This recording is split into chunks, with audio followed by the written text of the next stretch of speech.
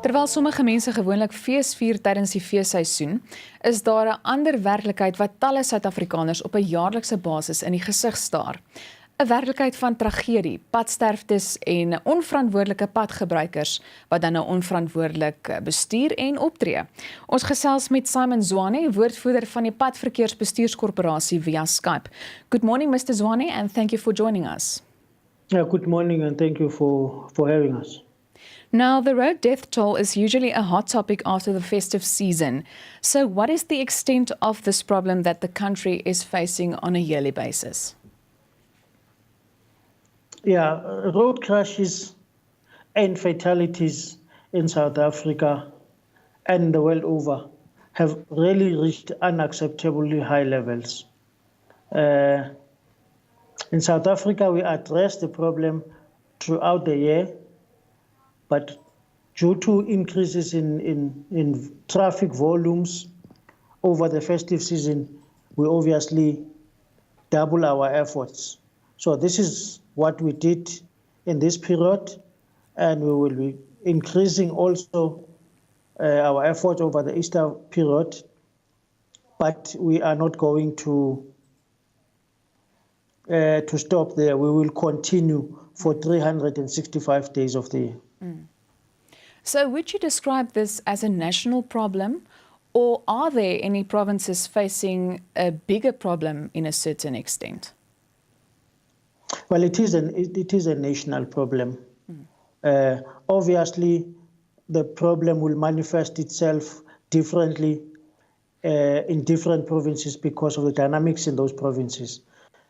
Provinces with high population densities, high vehicles registered will obviously record higher numbers of crashes and fatalities compared to provinces that have got minimum numbers of people in population and vehicle populations. What are your expectations in terms of the numbers with regard to the road death toll that will soon be released? We're confident that we will be able to see a decrease compared to the figures we experienced in the middle of the festive season, where there was a 16% increase in fatalities. We believe that we'll be able to bring that figure down. However, we don't think we have reached a point where we can celebrate it. There still were many people who died on the roads. We will re-evaluate. After this, we'll evaluate our interventions and decide on what are the areas that need to be strengthened going forward. Now, let's just take a look at some of the most common offences causing road fatalities. Most common offences would be around drunken driving, speeding, overloading, failure to wear seat belts, distracted use of cell phones while in the vehicles, and also the roadworthiness of vehicles would have contributed to some of the big accidents. Of course, we shouldn't forget about fatigue and the high number of pedestrians on the highways or closer to busy roads, and jaywalking. Those factors would all have had a contributory factor.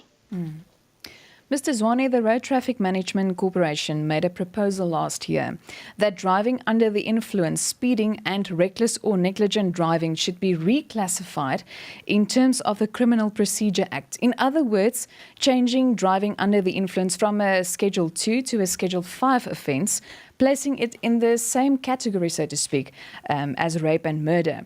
The rest of the proposal entails that arrested drivers spend at least 7 days behind bars before bail can be considered. And I would also like to refer to speculations with regard to an idea to retest drivers every 5 years with renewal of driver's licenses. Do you still think that these proposals or ideas can make a difference in terms of road safety in general? We certainly believe that they can make a difference. Some of the proposals in discussion stage with the Department of Justice. We will be taking further those discussions to concretize around those.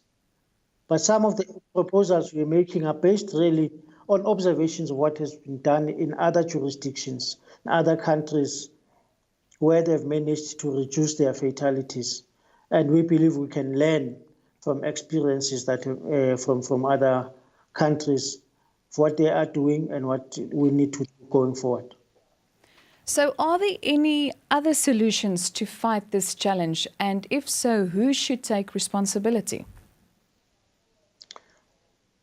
Yeah, we identify solutions all the time. You would be aware that in this festive season, in Gauteng and other provinces, we reintroduced the evidential breath analysis technology to curb drinking and driving.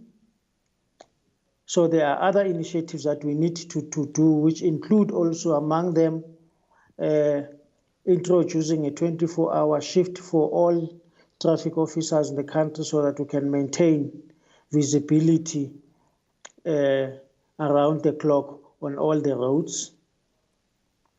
And also improving on the training of our traffic officers and dealing decisively also with corruption within the sector. All of those things are being done, and we believe that they need to be strengthened going forward so that we can see a difference.